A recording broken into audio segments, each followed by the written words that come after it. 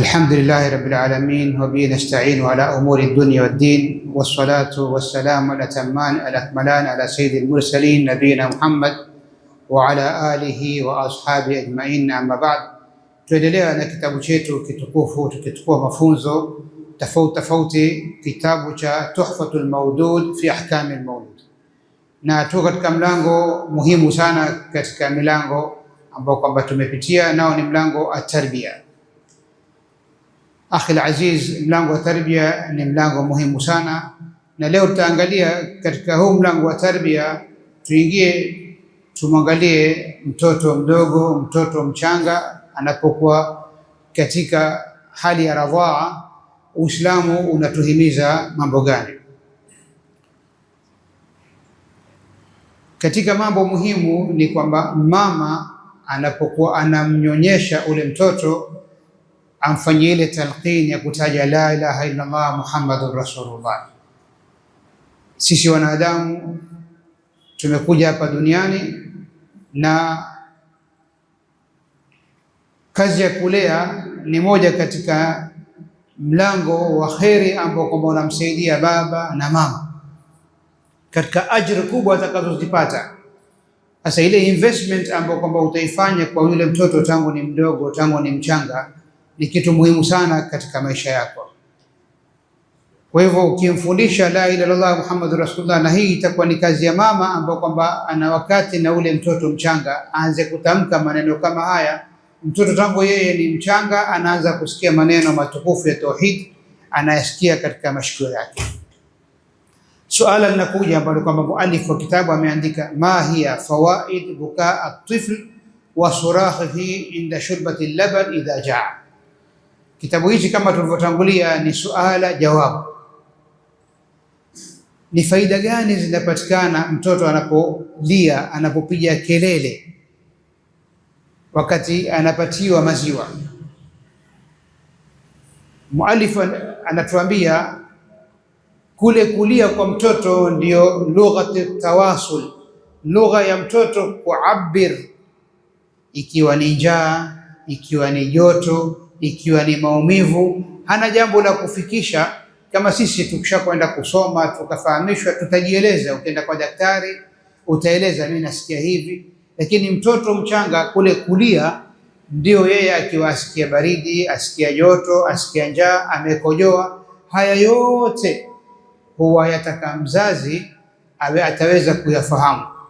Mnyama kwa mfano mbuzi akizaa tu, ule mtoto anayezaliwa wa mbuzi, fitra, maumbile ya mnyama, bila ya kwenda kusoma ataanza kutafuta yale maziwa yako wapi, na mama ajikaribishe aanze kunywa maziwa. Lakini sisi wanadamu kuna marhala ya kusoma na kusomeshana, ndio tukahimizwa sana kusoma, tuitafute elimu. Kwa hivyo katika ule mtoto kulia, jawabu inakuja innahu yuawidhu a'dha. Katika kule kulia, vile viungo vyake vya ndani na vya nje ndio vinakuwa.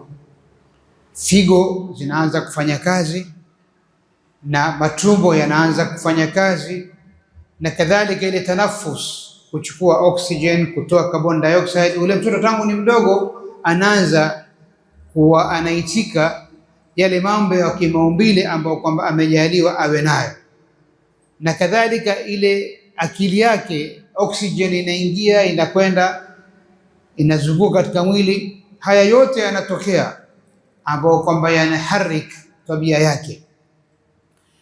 Ndio mama akaambiwa al-ummu madrasati al-ula, mama ndio madrasa ya kwanza. Leo tukiangalia baadhi ya vitabu tunaona kwamba mama na baba wakikuita kwa wakati mmoja, muitikie mama. Tunapoliangalia hili, si kwamba baba hana cheo au baba cheo chake kiko chini, la. Mtoto akizaliwa jina ni la baba, si la mama. Baba akitaka jina lazima liwe ni fulani, baba ndio choice yake itakuwa iko kubwa. Lakini kuna masala mama anapatiwa cheo, anazingatiwa katika dini yetu. Ndio tukaambiwa al-ummu madrasati al-ula au al-janna tahta aqdam al-ummahat.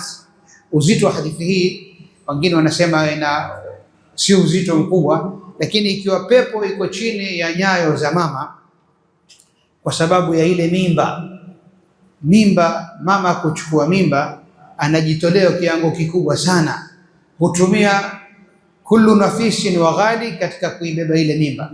Sangine inaweza kuwa kuna furaha ya kutangamana wanawake wengine, yeye asiende kwa sababu pengine aumwa, pengine akilala usiku akawa aumwa, ikabidi alale kwa sampuli fulani, yote kwa ile mimba. Kadhalika ile hali ya kuzaa ni kama nusu ya kufa. Mwanamke katika kule kuzaa huwa niombeni dua, familia yote inahamu katika kitendo kama kile cha kuitoa ile roho.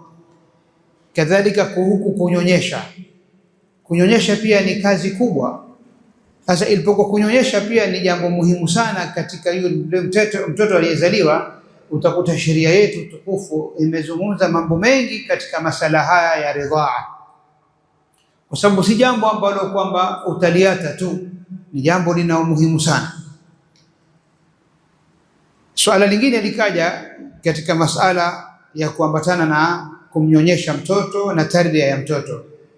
Limadha yanbaghi wiqayatu at-tifli min kulli amrin yufzi'uhu kal aswat shadida, kwa nini ni muhimu sana uangalie mazingira ya ule mtoto? Ukiwa pale hali pana mfano baruti, kuna kelele, ujaribu umzingatie ule mtoto awe mbali. Angalia kuna sehemu kuna mzinga, mara kuna lia kama mlipuko, mtoto akiwa ni mdogo anashtuka.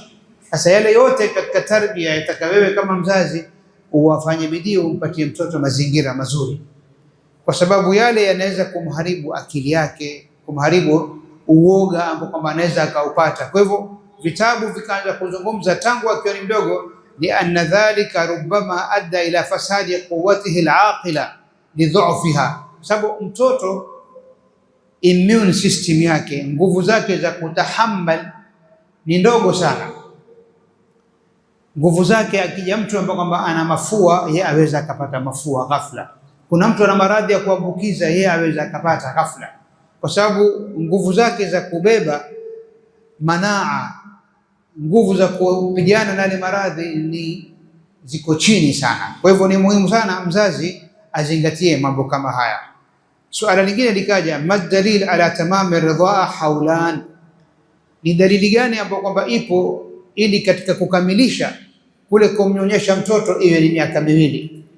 Mtoto aweza kunyonyesha miezi mitatu mara hataki tena, au mama pengine akafikiria kwamba mimi nitaka kubakia na shepu mzuri, yasije maziwa yangu yakaanguka, akapunguza kile kipindi cha kumnyonyesha ule mtoto. Haya yote hutokea. Kuna wanawake wengine hawakamilishi, si kwamba mtoto hataki, lakini yeye ataka kubakia na ile figa yake kama ya mwanamke, ibakie yavutika kidogo. Kwa hivyo utakuta katika Qur'ani tuambiwa katika suratul Baqara aya 233, walwalidatu yurdi'na auladahunna hawlaini kamilaini liman arada an yutimma radhaa.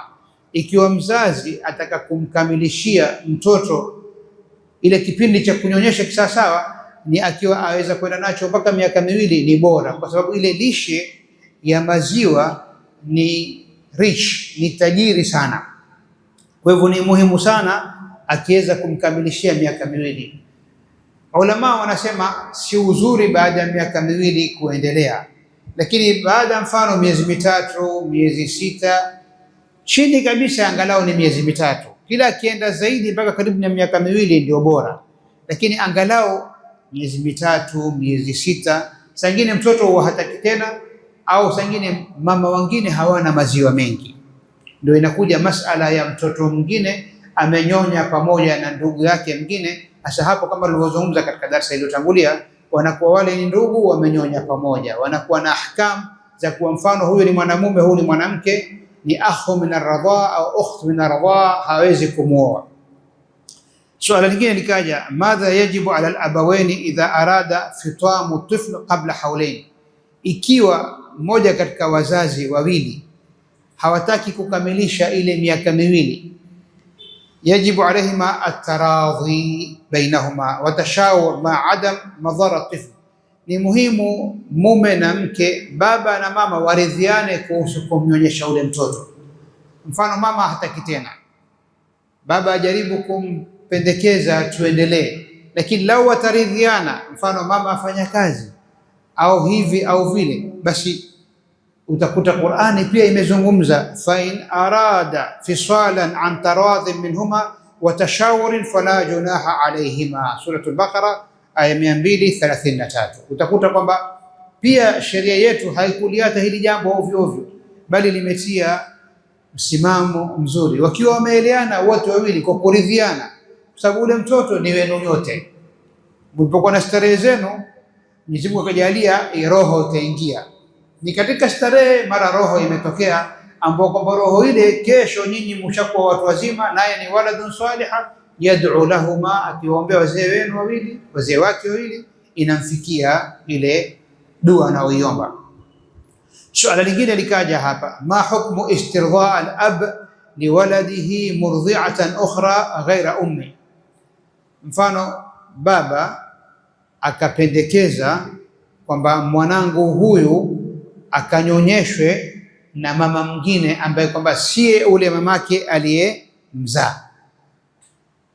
Hili ni suala, jawabu ikaja, yajuzu lahu dhalika wa in karihatil baba akipendelea kwamba mtoto akapate ridhaa akanyonyeshwe na mama mwingine, hata kama mama yake wa kumzaa atakuwa hakufurahikia, lakini inaruhusiwa kisheria, ila an yakuna mudharan biha au biwaladiha, ila awe yule mama ambaye kwamba si mamake atakayemnyonyesha atakuwa mdhuru yule mtoto kwa yale maziwa au kwa ile hali ya kumnyonyesha. Kwa hivyo aula ni mama, lakini lau baba atakuwa hataki tena huyu mama amnyonyeshe, apendelea mama mwingine, kwa mfano ana wake wawili, ataka huyu akanyonyeshe huyu, utakuta sheria ishatoa nafasi kama ile. Na ndio utakuta saa nyingine mtoto yatima na ni katika familia, na baada ya kufa mama yake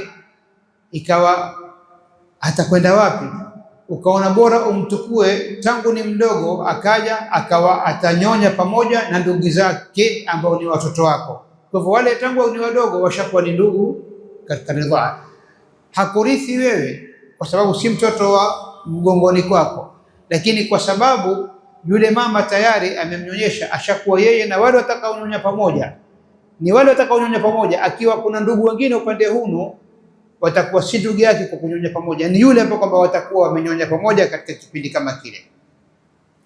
Wa in aradtum an tastardiu auladakum fala junaha alaykum idha sallamtum ma ataytum bil ma'ruf, kuzingatiwe ule wema ambao kwamba utakuwa umepatikana. Suala likaja, madha yanbaghi lilmurdi idha aradat fitam waladiha.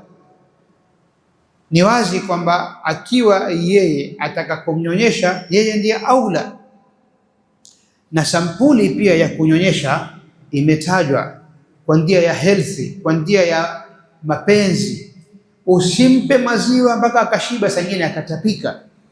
Ndio muhimu sana mamama wawe wanaelimishana katika mambo kama haya. Kuna mama mmoja, nikimalizia, alikuwa pamoja na wanawake wengine, mwanawe akawaiwalia. Wanawake wengine wakamwambia, mwanao walia, mwangalie. Akamwambia, mimi najua huyu hataki maziwa hivi sasa, huyu ana riahi au ana tatizo, wacha nikachukue dawa, kwa sababu najua kilio. Mamama mara nyingi wanajua kilio hicho cha njaa, kilio hichi cha maumivu au kitu fulani. Kwa hivyo utakuta alhamdulillah mambo ni mengi sana ambayo kwamba yapo, na yote ni muhimu. Inshallah tukiwa hai na uzima na afya, wiki ijayo pia tutachukua mambo mengi sana katika mambo ambayo kwamba pia yanakuja katika kitabu. Je, mwanamke yuko katika hali ya kunyonyesha, yafaa au yajuzu kufanya jimaa wakati wewe ni mume na una haja ya mke wako na mke yuanyonyesha? Inshallah hili ni katika mambo ambayo pia tutayazungumza katika darasa itakayofuata tukiwa hai na uzima na afya. Wassalamu alaikum wa rahmatullahi wa barakatuh. Barakallahu fikum.